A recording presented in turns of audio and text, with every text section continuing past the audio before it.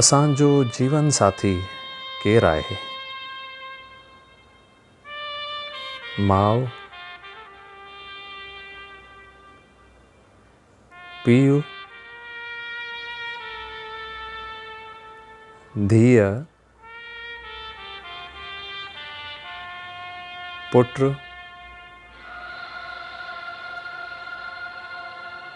ज़ाल,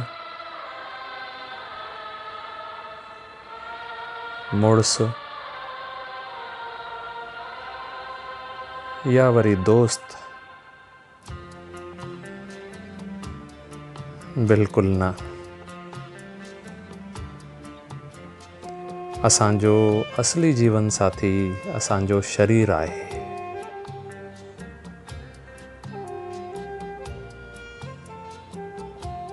हिकु दफ़ो जॾहिं शरीर शांत थिए थो त असांजो कोई बि साथी कोन आहे।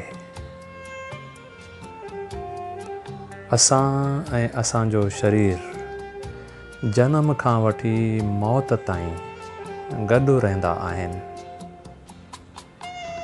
जेतिरो असां हिन जो ख़्यालु रखंदासीं ओतिरो ई असांजो साथ निभाईंदो। असां छा खाऊं था, शरीर खे फिट रखण लाइ असां छा छा कयूं था,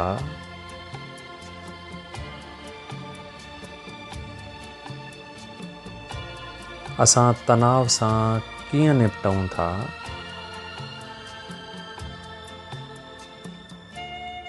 केतिरो आराम कयूं था, यादि रखूं त असांजो शरीर ई उहा पक्की एड्रेस आहे जिते असां रहूं था। असांजो शरीर उहा मिल्कियत आहे जंहिंखे कोई साझा नथो करे सघे।